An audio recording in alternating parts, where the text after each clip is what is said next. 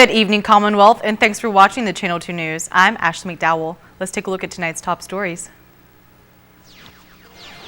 2 males have a preliminary hearing today in court for allegedly trafficking meth. Also tonight, the executive director of the Casino Commission speaks out on the FBI raid. And U.S. Delegate KILILI gives more info on the permanent resident status. In sports, there is a link between the library and the leaks. We have video evidence. Stay with us, these stories and more are next.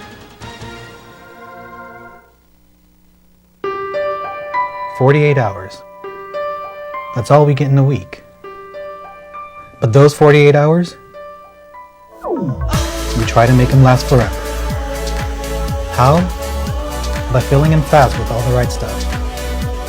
With a lot of laughter, a little drama, some adventure, and a whole lot of love." Dad, Mom's here. It happens pretty quick, Bye, Dad. but it's cool.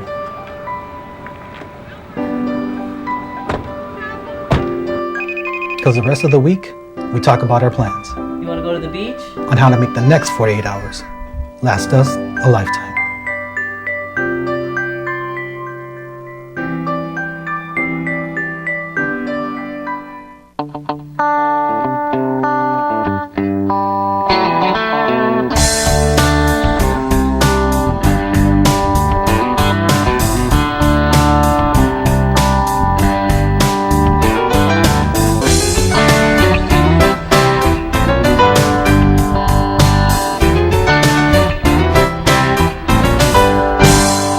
Bubblegum Shrimp Company opens daily at 11 a.m. Located on Beach Road in the heart of Garapan.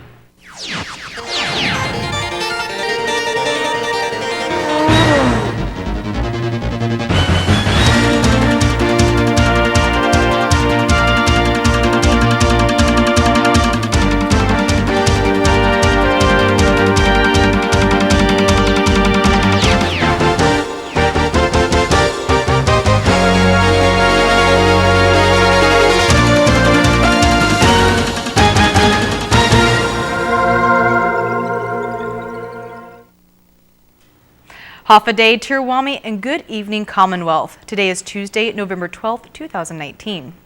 In court, 2 individuals that were arrested last week for alleged trafficking of crystal methamphetamine are scheduled for a preliminary hearing today in the courtroom of Associate Judge Teresa Kim Tenorio.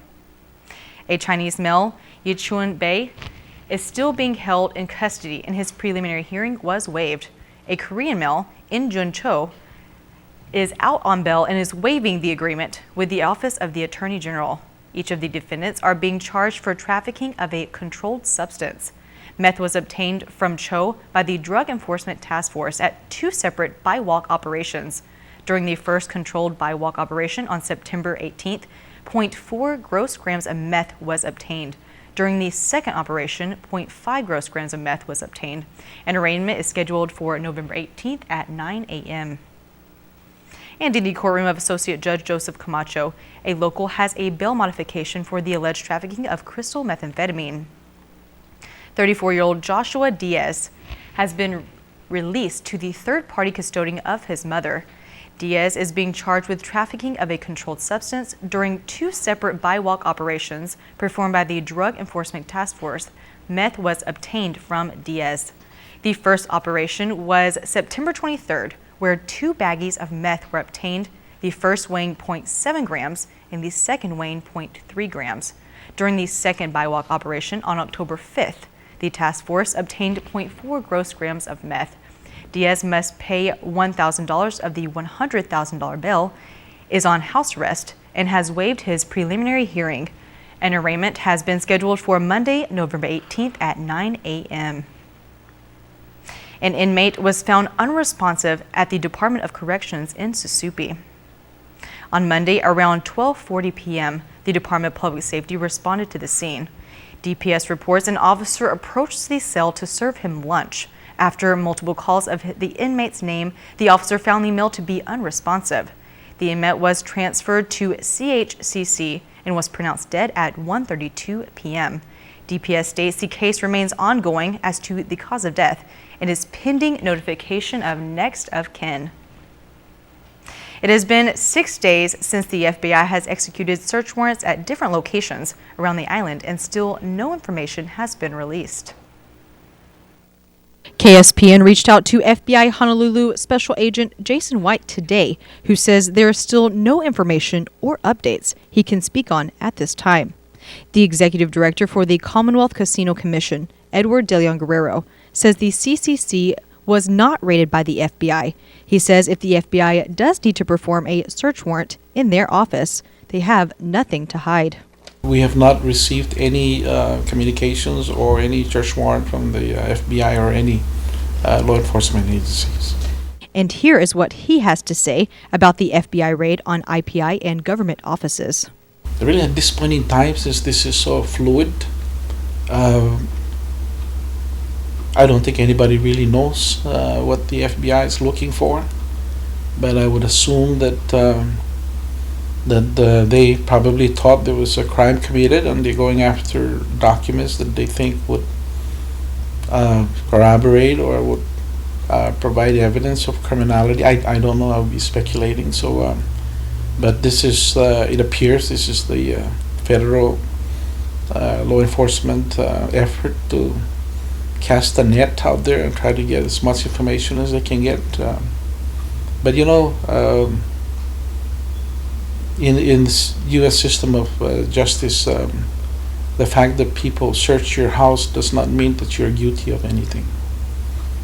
We have an American system of justice that says you are innocent until proven guilty, not guilty until proven innocent. But in politics, you know, it's just sometimes really kind of unfair for the people involved. But at this point in time, we have to respect the process. I understand law enforcement people, including the FBI, are just doing their job.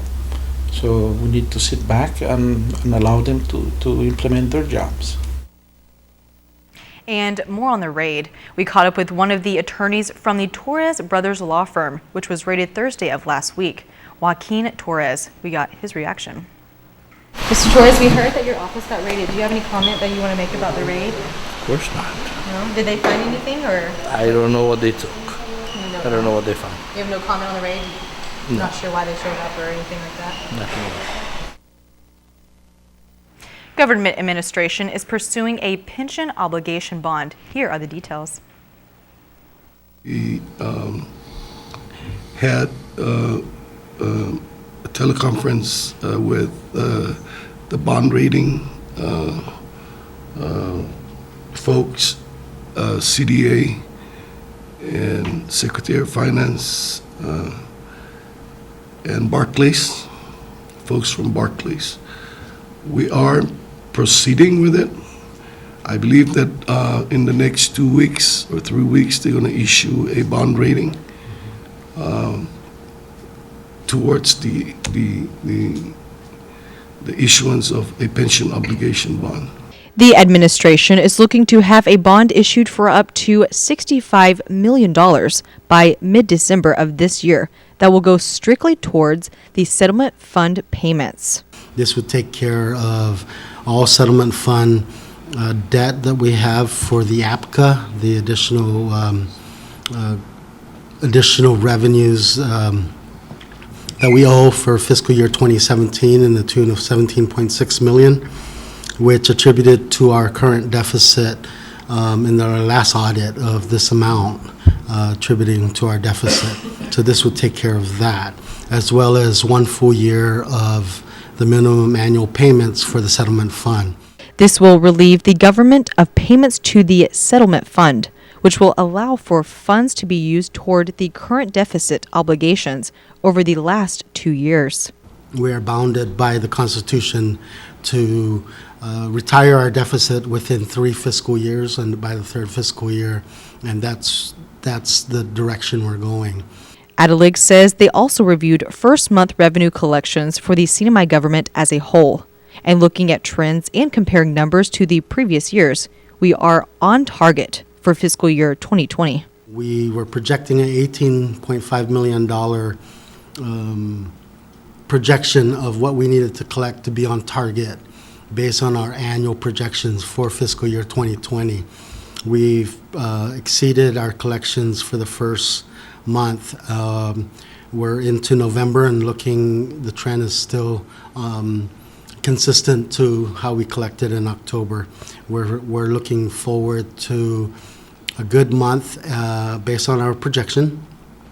And with that, then we'll evaluate after November collections should the government go off austerity.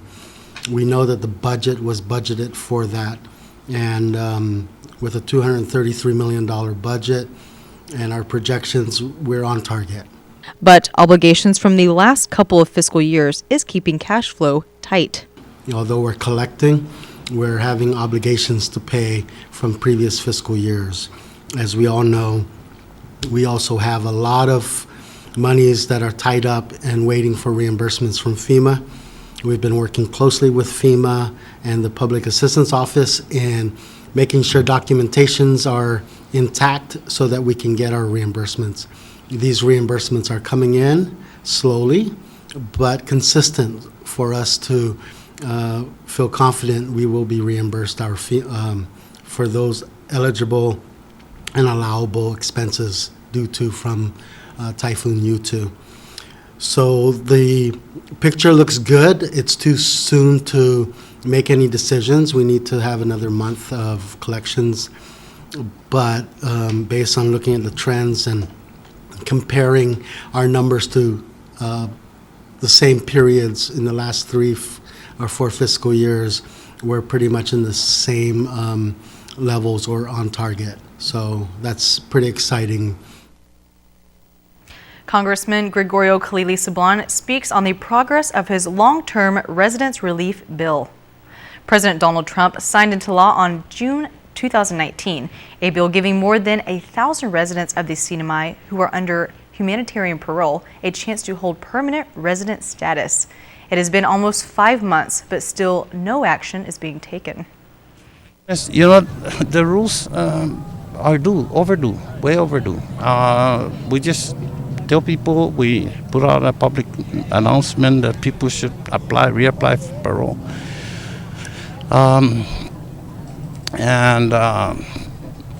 But the rules are overdue, and of course, I don't think it's political to say that this administration is it's not necessarily friendly to immigrants. Look, they just announced what it took the Congressional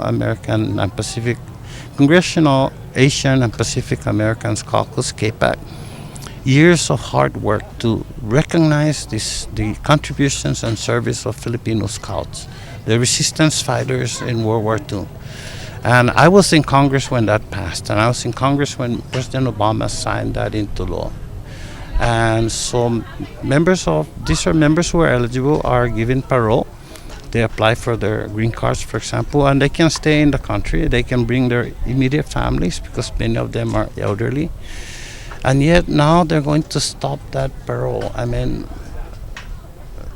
people from European ethnicities were given path to citizenship. Nobody stopped them. But what is it when it's about Filipinos? We do stop it. And this is not something, it wasn't an administrative decision. It's a law passed by Congress. And it really troubles me because I know that many people work years to get this done. I worked also. I came in when the work was just getting done, but I also contributed to this. Coming up, a unique experience on Chamorro and Carolinian traditions took place over the weekend. More details after the break.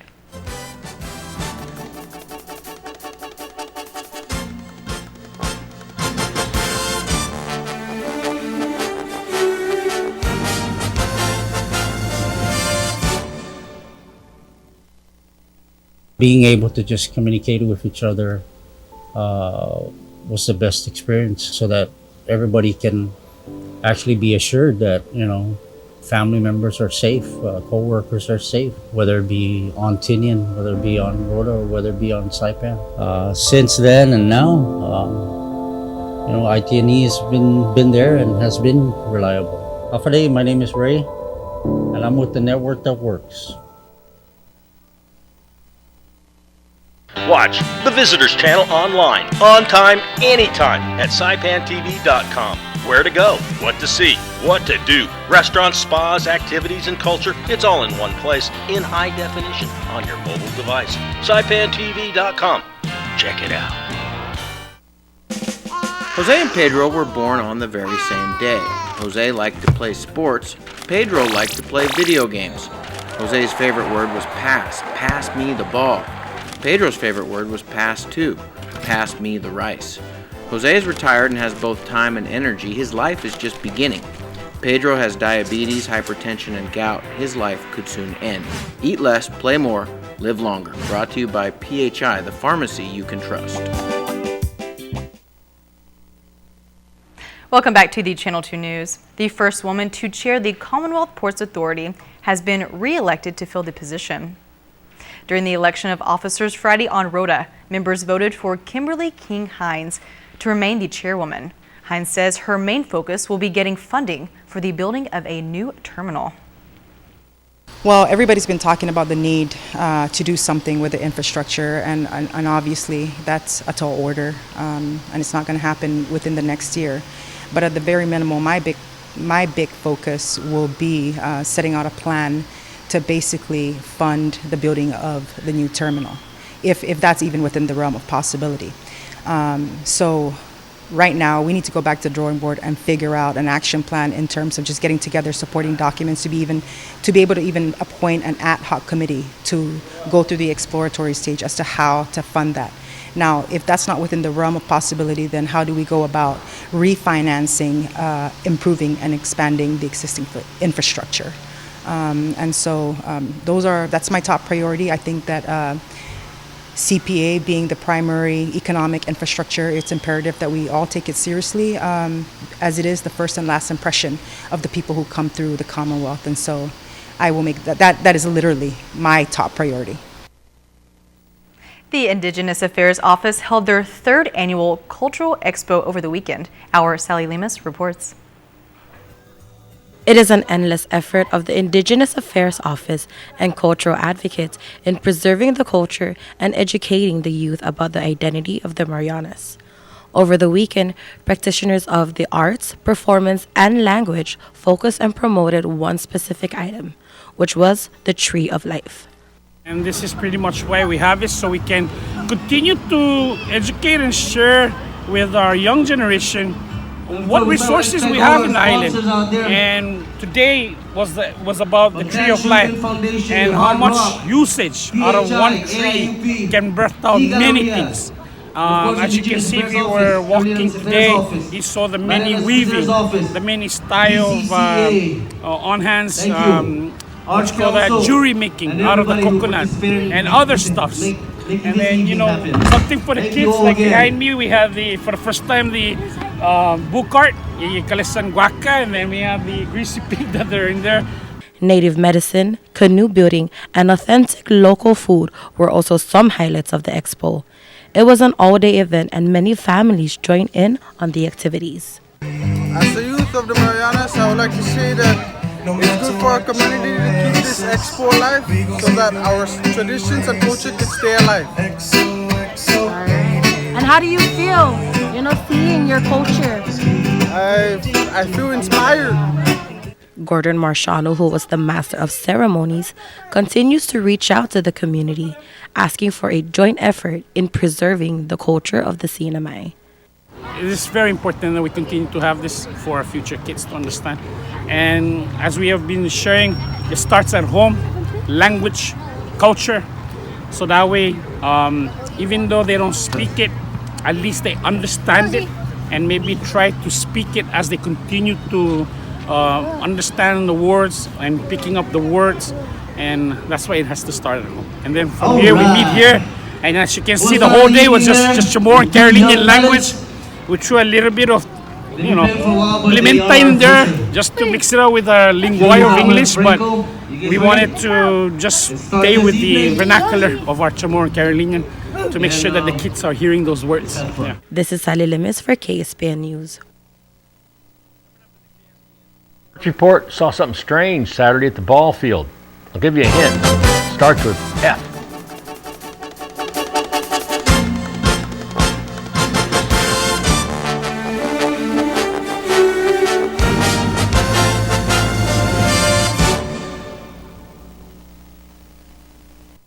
Faster, easier to use.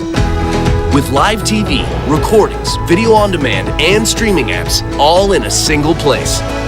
When you're looking for something new, recommendations are tailored to you. Voice-powered, personalized results to find what you want faster. And the unlimited potential of smart home. The new experience from TiVo is here.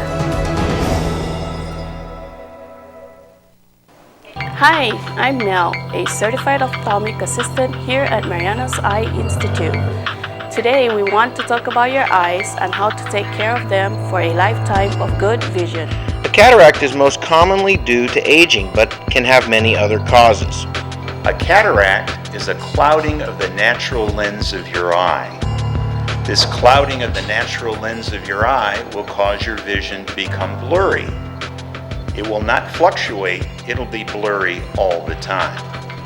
Those with cataracts often experience difficulty in appreciating colors and changes in contrast, driving, reading, recognizing faces, and coping with glare from bright lights.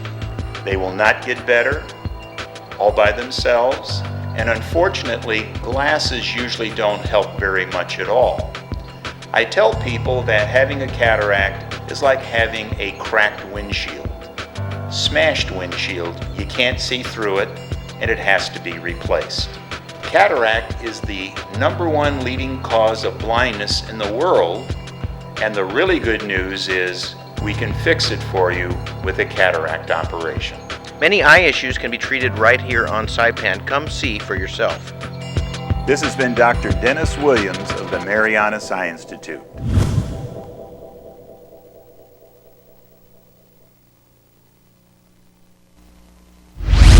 Buenas sports fans.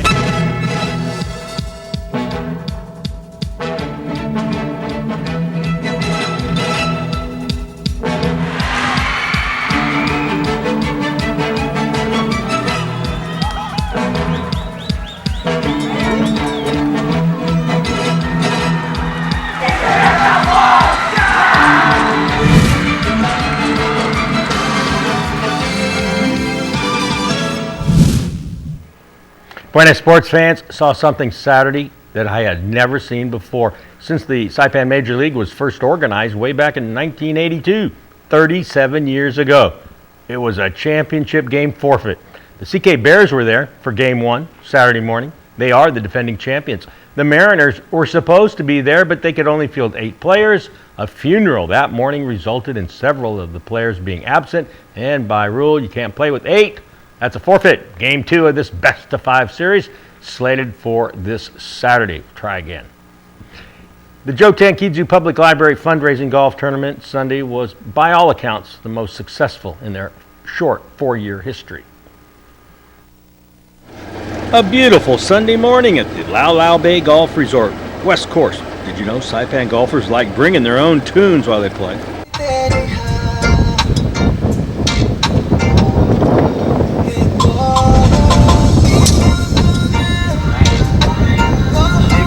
What'd you think about that shot there? Oh, it's awesome shot. Yeah, really? How's your game? To the right. A little bit to the right? You got to criticize it some way, right? Yeah, sometimes, yeah. No such thing as a perfect shot.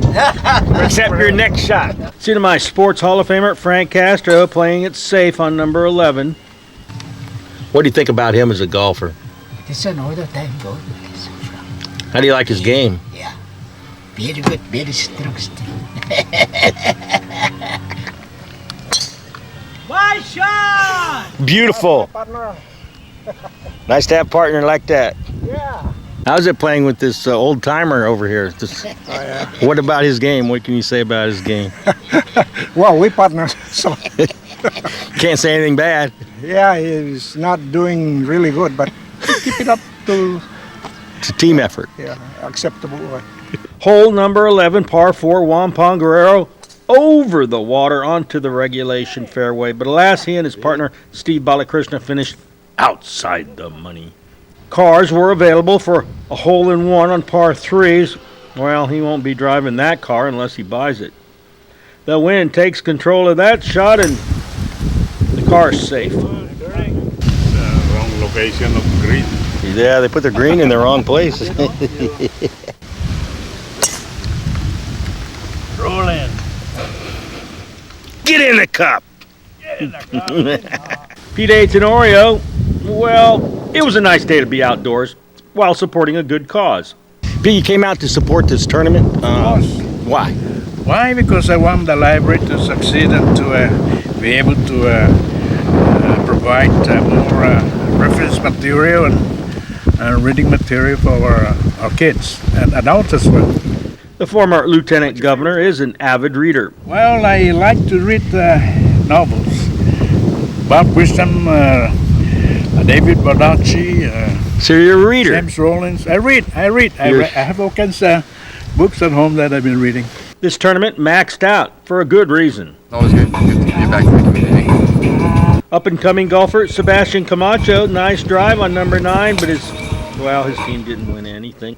Former All-Star second baseman Bill Quintino with the bunt. This is golf. No medals this time, but that wasn't the point. Barry, why'd you come out here today, so? Oh, yeah, always support the library. Always support it. Never not support it. Low gross winners were Jiu Thin Chang and Park Juong Hoon. They had a 8-under 64. Jay Munya and Mitch Ledane took the double Peoria with their 66.8. Two-person scramble was won by Yuko Tagawa and her partner Hyung Song. The emphasis on this tournament was total team play. Brett. I think I'm safe. No, he's safe. Sorry? You're on the edge. Don't tell me he's you're okay. safe. Stop saying it. You don't know. He's safe. I saw it. Tim, you believe? Bob. Tim, you have confidence in what these guys' advice these people are giving you? Confidence. Ultimate confidence in my partner. So I'm picking out a bigger club. See that? Let's see what you can do with it. Huh? Yeah, let's see. We're going to try. Whack it here. We're just going to try to get, we're not getting on the green. We're just going to get it maybe a little bit closer to the green. Play it safe, right? Definitely safe.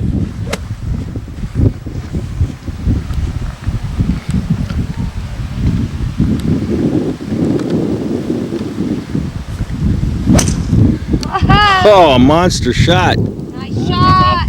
Probably out. Good advice by your partners there, it proves to be.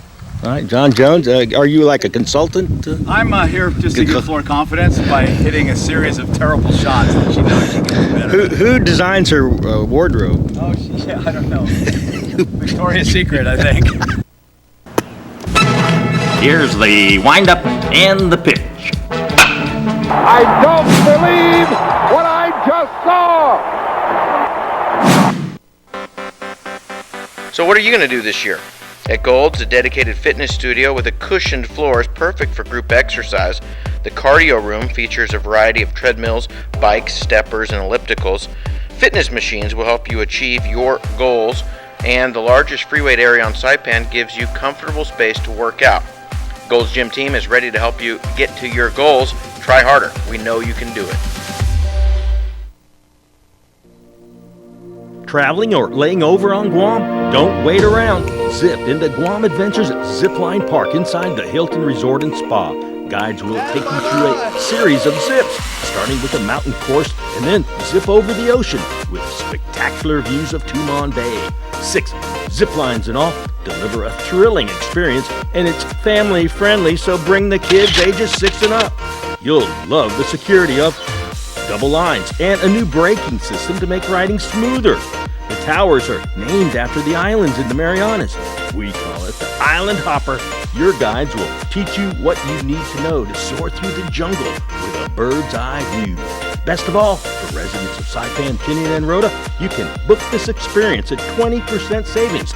Log on to GuamAdventures.com and during checkout, use offer code HAFA20. Book it and zip it today. We'll even pick you up.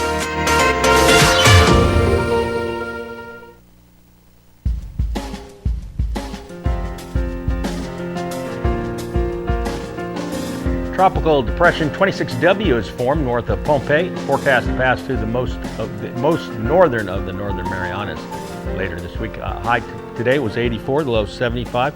Humidity 79%. Tomorrow the forecast partly cloudy, isolated showers, east winds around 10 miles an hour. High 88, low 77. Seas 4 to 6 feet. Sunrise 6:17. High tide at 8:36 in the morning, followed by a low tide at 2:18, and sunset again 5:44, and will be for the next 20 days.